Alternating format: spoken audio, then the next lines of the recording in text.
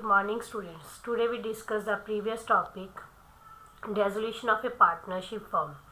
कल हमने बात की थी कि जब डेजोल्यूशन ऑफ फर्म होता है तो उसका अकाउंटिंग प्रोसीजर क्या है।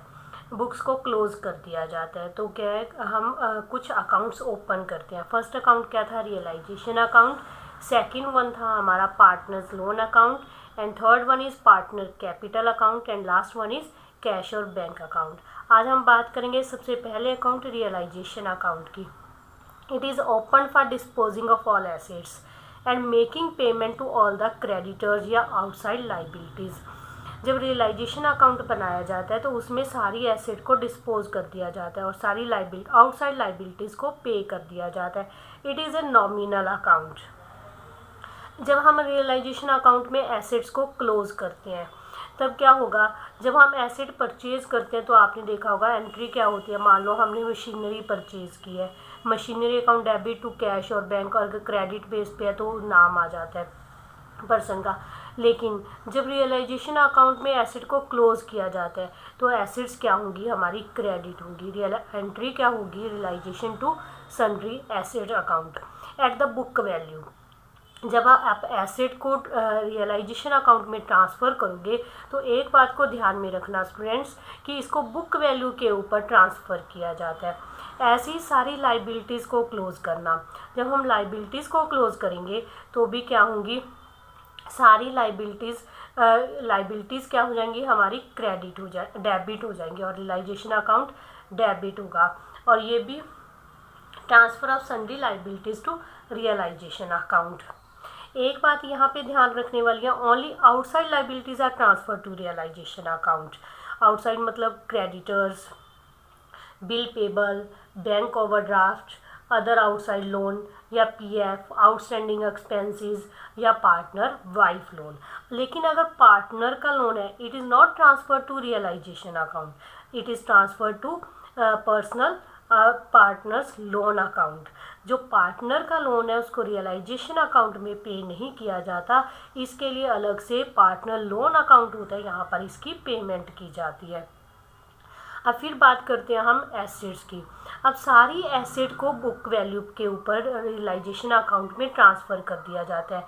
लेकिन एक बात यहाँ पे ध्यान रखने वाली है, cash and bank balance are not transfer to realisation account. Cash और bank balance are not transfer to realisation account. इनको रियलाइजेशन अकाउंट में ट्रांसफ़र नहीं किया जाता।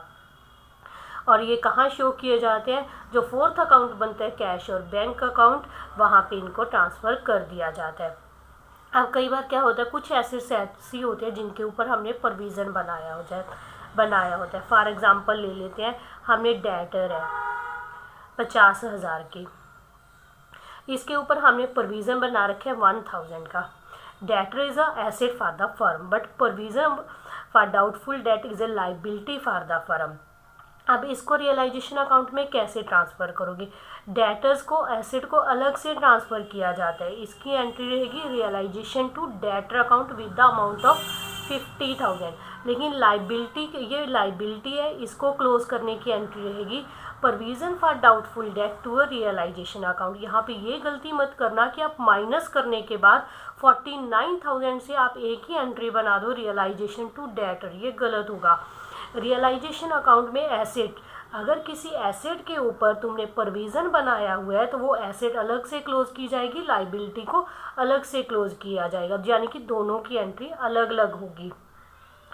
अब कुछ और एसेट्स हैं जो कि रियलाइजेशन अकाउंट में ट्रांसफ़र नहीं होती। ओनली वही एसेट रियलाइजेशन अकाउंट में ट्रांसफ़र होती है विच कन्वर्ट इनटू कैश, जिनको कैश में कन्वर्ट किया जा सकता है। फैक्टिशियस एसेट्स को रियलाइजेशन अकाउंट में क्लोज नहीं किया जाता या वहाँ पर शो नहीं किया जाता।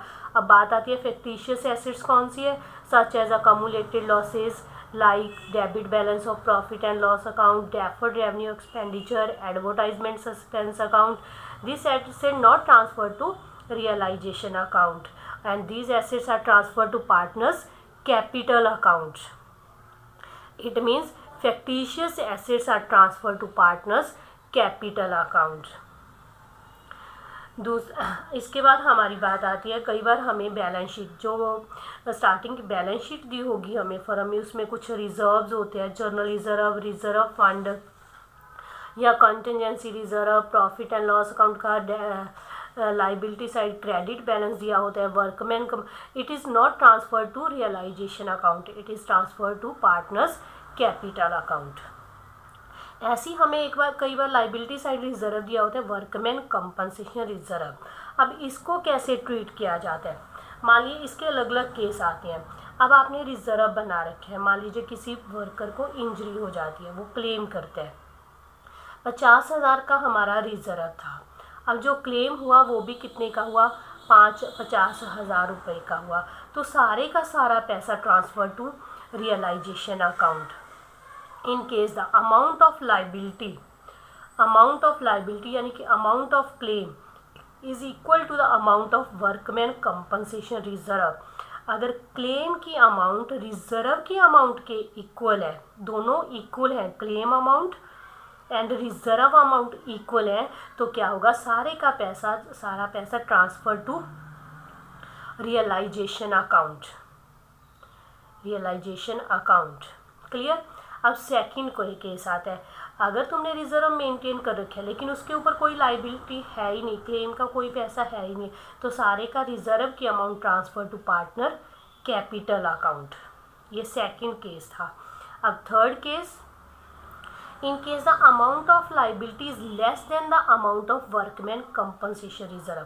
थर्ड केस में क्या है, रिजर्व का पैसा amount of liability is less than, आपकी लाइबिलिटी कम है और आपके पास रिजर्व में ज़्यादा पैसा पड़ा हुआ है, तो जितना पैसा क्लेम का हुआ है सिर्फ वही पैसा रियलाइजेशन में जाएगा, बाकी पैसा पार्टनर की कैपिटल में ट्रांसफ़र हो जाएगा। मान लीजिए रिजर्व में 50,000 रुपीज़ है, अब आपके पास क्लेम है आपका 40,000 रुपीज़ का, तो 40,000 रुपये क्लेम के हम यहाँ से कवर कर लेंगे, रियलाइजेशन अकाउंट में डाल देंगे, और बाकी 10,000 transfer to partners capital account. हमारी जो ट्रांजैक्शन एंट्री रहेगी वो रहेगी workmen compensation reserve 50,000 to realisation account 40,000 to partner capital account 10,000।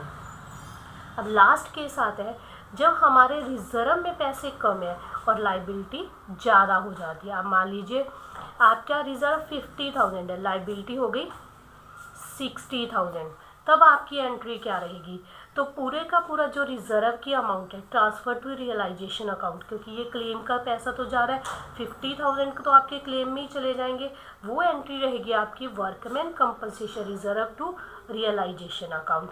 लेकिन उसके बाद जो एंट्री बनेगी वो रहेगी realisation account debit to bank with the amount of 60,000। यहाँ पे दो एंट्री हमारी होंगी। First entry workmen compensation reserve to realisation 50,000, लेकिन क्लेम का पैसा फर्म के द्वारा बैंक के जरिए पे किया जाएगा, वो रहेगा 60,000 से रियलाइजेशन टू बैंक। तो ये थी हमारी वर्कमैन कंपनसेशन के 4 केस। फर्स्ट केस था जब आप सारे का सारा पैसा क्लेम में चला जाता है, रिजर्व की जितनी अमाउंट है उतनी ही क्लेम की रहेगी। Workmen compensation reserve to realisation, जब कोई क्लेम है ही नहीं तो सारे का सारा पैसा पार्टनर कैपिटल अकाउंट में। अगर रिजर्व में अमाउंट ज़्यादा है और क्लेम की अमाउंट कम है तो जितना क्लेम है वो रियलाइजेशन अकाउंट में और बाकी money transfer to partner capital account. Okay. अगर आपका रिजर्व का पैसा कम है, क्लेम की मनी ज़्यादा है, तो सारे का सारा रिजर्व कहाँ जाएगा, रियलाइजेशन अकाउंट में, और जो बाकी टोटल क्लेम की मनी है रियलाइजेशन टू बैंक। ये था स्टूडेंट्स हमारा आज का टॉपिक। आज के टॉपिक में हमने देखा रियलाइजेशन अकाउंट में क्या कौन कौन सी आइटम्स आते हैं। सबसे पहले एसेट को क्लोज किया जाता है, लाइबिलिटीज़ को क्लोज किया जाता है, और वर्कमैन कंपनसेशन रिजर्व के बारे में आज हमने बात की। कल का हमारा टॉपिक रहेगा रियलाइजेशन अकाउंट को ही अभी कंटिन्यू करेंगे, जिसमें हम देखेंगे अभी तो सिर्फ हमने एसेट्स और लाइबिलिटीज़ को क्लोज किया, इसके बाद एसेट्स और एसेट को सेल किया जाता है और लाइबिलिटीज़ को पे किया जाता है इन द रियलाइजेशन अकाउंट। जब हम एसेट्स और लाइबिलिटीज़ का रियलाइजेशन होता है, एसेट का रियलाइजेशन होता है, पेमेंट ऑफ आउटसाइड लाइबिलिटीज़ होती है, तो कुछ रियलाइजेशन एक्सपेंसेस होते हैं जो हम अपनी नेक्स्ट वीडियो में करेंगे। Okay, thank you.